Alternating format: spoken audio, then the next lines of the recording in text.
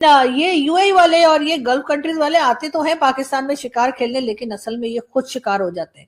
क्यों देगी आपको दुनिया पैसे? वैसे बाकी बात ये कि इनके हमने $3 बिलियन हमने वापस करने थे, वो फिलहाल हमने इनसे कहा है कि भाई फिर कभी दे देंगे, इतनी क्या जल्दी है, भागे थोड़ी जा रहे हैं हम लोग, इधर ही बैठे, फिर आना अगले साल आना तो फिर दे देंगे।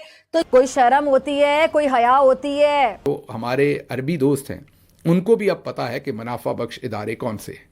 मतलब उन्हें भी पता है कि अब पाकिस्तान को पैसे कहां पर देने और बदले में क्या लेना है। दुनिया कभी भी आपको ₹1 नहीं देगी और नहीं दे रही। तो कर्जा जो हमने ले रखा है वो वापस करने का हमारा मूड नहीं है, और वैसे कभी भी नहीं होता। वैसे किसका मूड होता है कर्जा लेके वापस करने का? अजीब लोग हैं, एक तरफ लोन दे देते हैं, ऊपर से कहते हैं वापस भी करो। हर तरफ से भीख मांगने के लिए कटोरा लेके ये जा रहे हैं। पाकिस्तान के पास यूएई, सऊदी अरब और शायद एक आध किसी और मुल्क के अरबों डॉलर पड़े हुए हैं डिपॉजिट के तौर पे। सऊदी अरब के भी 2-3 अरब डॉलर हैं, शायद $4 अरब हैं टोटल। यूएई के भी कम से कम $3 अरब पाकिस्तान में पड़े हुए हैं। हमने अभी तक शहबाज शरीफ के टेन्योर में पाकिस्तान आता हुआ $1 भी का इन्वेस्टमेंट नहीं देखा है कि $1 अरब के बदले फौजी फाउंडेशन के शेयर्स जो हैं वो बेचे जाएंगे। मुत्तहिदा अरब अमारात को $1 अरब डिपॉजिट के बदले शेयर देंगे फौजी ग्रुप की मुख्तलिफ कंपनीज के अंदर। जो मेरी अंडरस्टैंडिंग है इस सिचुएशन की कि पाकिस्तान ने वो पैसे या तो अब वापस करने हैं या उसको रोल ओवर करवाना है, ये साल जो शुरू हो रहा है इसमें। और वो भी पाकिस्तान से कहते हैं वापस करो, तो हम तो उनको और जिसे कहते हैं ना चूना लगा के वापस भेज देते हैं। नमस्कार दोस्तों, स्वागत है आपका भारत नाउ में। दोस्तों, यूएई के प्रेसिडेंट अल नहयान पाकिस्तान में एक निजी दौरे के लिए गए हुए थे, बट पाकिस्तानी सरकार ने उन्हें गार्ड ऑफ ऑनर देकर ग्रैंड वेलकम किया। पाकिस्तानी यहां पर एक्सपेक्ट कर रहे थे कि अल नहयान पहली बार पाकिस्तान के अंदर आए हैं तो कुछ ना कुछ बड़ी इन्वेस्टमेंट यहां पर आकर करेंगे। इसके अलावा पाकिस्तानी ये भी सोच रहे थे कि शेख पहली बार आए हैं तो कोई ना कोई कर्जा पाकिस्तान को यहां पर मिल जाएगा, बट यहां पर हुआ उसका बिल्कुल उल्टा, क्योंकि पाकिस्तान ऑलरेडी $3 बिलियन यूएई से ले चुका है अपनी इकोनॉमी को स्टेबल करने के लिए।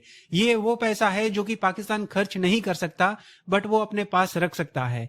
अब जैसे ही इन्वेस्टमेंट की बात आई तो अल नहयान ने यहां पर पाकिस्तान से ही जो फौजी फाउंडेशन है, जो कि एक कंपनी है जो कि आर्मी के अंडर आती है, फर्टिलाइजर्स बनाती है, उसके $1 बिलियन के शेयर खरीद लिए। अब बाकी के बचे $2 बिलियन के लिए पाकिस्तान को और आगे कहीं हाथ पैर मारने पड़ेंगे, क्योंकि ये जो सारा पैसा है ये यूएई ने वापस पाकिस्तान से मांग लिया। मतलब पाकिस्तानी एक्सपेक्ट कर रहे थे कि कर्जा मिल जाएगा, बट यूएई ने यहाँ पर एक तो शेयर्स ले लिए और ऊपर से जो बाकी का पैसा है वो उधार वापस मांग ली। तो बहरहाल अभी हमने उनके जो पैसे हैं, उनके पैसे जो हमारे पास फंसे हुए वो तो हमने वापस किए नहीं है, लेकिन हाँ ये जरूर किया है कि अब उन्होंने ये भी हमने उनसे वादा ले लिया है कि ठीक है आप यहाँ पर आए शिकार विकार खेलने या जो भी करने, लेकिन ये जरूर है कि आपने $1 बिलियन जो है उसकी इन्वेस्टमेंट पाकिस्तान में करनी है। अब देखते हैं जी वो कब वो इन्वेस्टमेंट हमें मिलती है $1 बिलियन की, और उसके बाद भाई इसी तरीके से हम मुल्क चला रहे ना। हम नहीं कहते कि शर्म से डूब मरें, लेकिन थोड़ी सी शर्म कर लें, थोड़ी सी हया कर लें। अब वो हुकूमत पाकिस्तान के जो नॉर्मल प्रोजेक्ट्स हैं उनमें या नॉर्मल कर्जा देने वाली बात पर वो राजी नहीं हो रहे। वो भी कह रहे हैं कि जो आपकी सबसे मुनाफा बख्श कंपनीज हैं उनके शेयर्स हमें दें। अगर पाकिस्तान इस काबिल होता, तुम जाते हो जब दूसरे मुल्कों से भीख मांगने, तो वो तुम्हें ये शक्ल दिखाते हैं कि $100 बिलियन के तो पाकिस्तानियों ने प्रॉपर्टियां ली हैं। और मैं आपको बता दूं कि ये जो $100 बिलियन की दुबई में प्रॉपर्टियां ली गई हैं, $100 बिलियन से ज्यादा है। ये कोई हलाल का पैसा नहीं है किसी का भी। इसमें कभी वर्ल्ड बैंक से पकड़ लिया तो कभी आईएमएफ से पकड़ लिया, कभी इस तरह के शेख वेख आ गए तो या शेख वीजा भेज, तो इस तरह के वीजा भी ले लेते हैं। और इसी तरह के जो या हबीबी हैया हैया तो वो डॉलर भी दे दो भैया, तो ये सब कुछ भी हमारे यहाँ चलता रहता है। और इसी तरीके से ऊपर वाले ने हमें काम काज से बचा के रखा हुआ है। भारत ने ट्रेड बंद करनी है, कर दे दी हमसानों की। अगर अफगानिस्तान ने ट्रेड नहीं करनी वो भी ना करे। मोदी जी को क्या लग रहा है कि इधर से पाकिस्तान से इधर ट्रेड नहीं होगी या अफगानिस्तान से ट्रेड नहीं होगी तो हम लोग कोई भूखों मर जाएंगे? ऐसा कुछ होने वाला नहीं है। हम अपनी अकल लड़ा कर कहीं ना कहीं से पैसा वैसा पकड़ लेंगे और उसके बाद थोड़ा बहुत यहाँ वहां से सामान जो है वो भी हमें मिल ही जाएगा। और अगर ऊपर वाले की कृपा रही तो हमारे यहाँ जो है वो फ्लड, कोई कोविड, ये वो पता नहीं क्या कुछ आता रहता है, तो उसके बाद जो है वो तो जाहिर है कि खजानों के मुंह जो है वो हमें देखकर लोगों के खुल ही जाते हैं।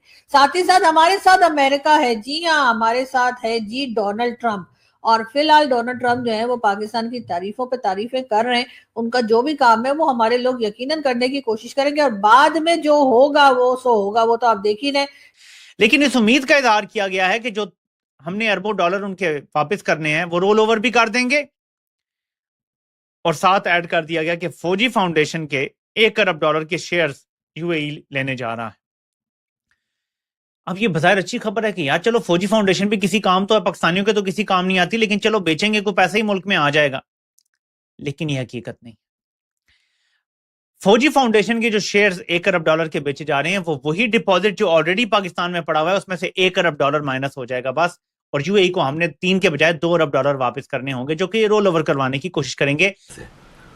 क्योंकि पाकिस्तान में सिर्फ हराम कमाने वाले लोग रहते हैं। अभी आपको मुफ्ती तारिक महमूद ने बता दिया ना कि भाग जाओ इधर से, पाकिस्तान से।